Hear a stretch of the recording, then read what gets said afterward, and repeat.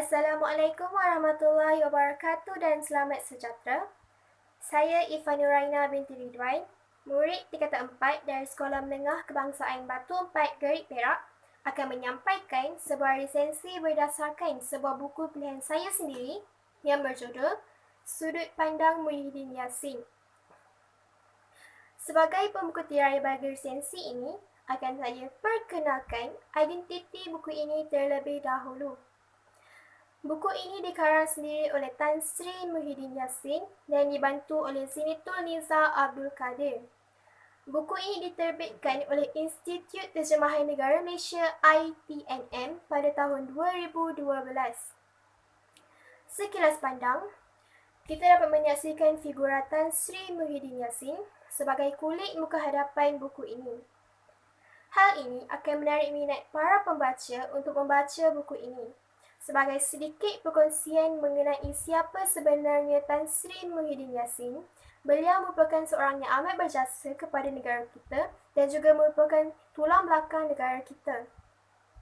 Buktinya, beliau pernah menggalas tugas sebagai Menteri Belia dan Sukan, Timbalan Perdana Menteri Malaysia, merangkap Menteri Pelajaran Malaysia, dan pada hari ini, beliau lebih dikenali secara mesra sebagai Perdana Menteri Malaysia yang ke-8, yang mana beliau telah pun berjaya menunjukkan usaha beliau sebagai seorang pemimpin negara dalam mengendalikan pandemik COVID-19 yang melanda negara kita sekarang.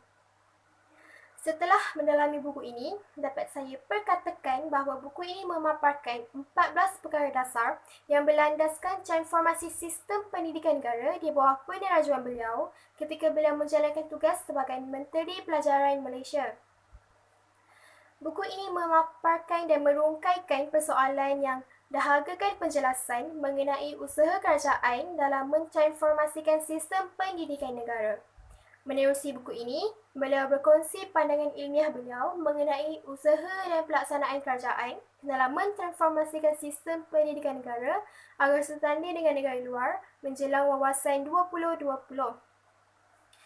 Apa yang dapat saya kongsikan setelah mendalami buku ini?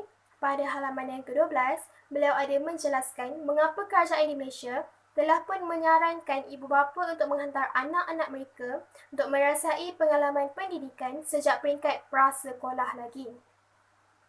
Hal ini demikian kerana beliau meyakini sistem pendidikan yang dimulakan pada peringkat awal akan melatih diri seseorang individu untuk mempunyai jati diri yang positif dan konsepkan diri yang mantap. Secara tidak langsung, hal tersebut akan menyediakan pelapis muda yang mampu menjadi pemimpin negara pada masa hadapan kelak. Bak kata pepatah, melentur buluh bidadari repungnya. Selain itu, pada halaman yang ke-125 hingga 129, beliau ada menegaskan kepentingan seseorang individu untuk memahami dan menguasai bahasa Melayu dan sejarah. Sebagai contoh, murid sekolah menengah perlu memastikan mereka mencapai grade lulus bagi mata pelajaran bahasa Melayu dan juga sejarah. Bagi mata pelajaran bahasa Melayu, hal tersebut sudah terang lagi bersuluh adalah untuk memartabatkan bahasa kebangsaan negara. Manakala bagi mata pelajaran sejarah, beliau berkata, di situlah akan wujudnya semangat cinta akan negara seperti patriotisme dan nasionalisme dalam diri seseorang kalangan masyarakat. Beliau juga berkata, jika masih ramai lagi masyarakat yang leka dan menolak pemahaman sejarah, hal tersebut akan memberikan risiko kepada perpaduan negara.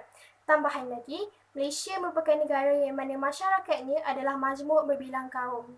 Tuntasnya, saya amat sarankan para pembaca dan golongan masyarakat untuk membaca dan mendalami sendiri buku ini kerana masih terdapat banyak lagi perkara yang dapat kita pelajari, ketahui dan fahami daripada intipati buku ini. Konklusinya, sebagai seorang warga negara Malaysia, kita sewajarnya berbangga dan berasa kagum dengan pencapaian sistem pendidikan negara kerana di situlah akan wujudnya sokongan dan kita akan mampu mendorong semangat kerajaan dalam mentransformasikan sistem pendidikan negara. Sekian, terima kasih.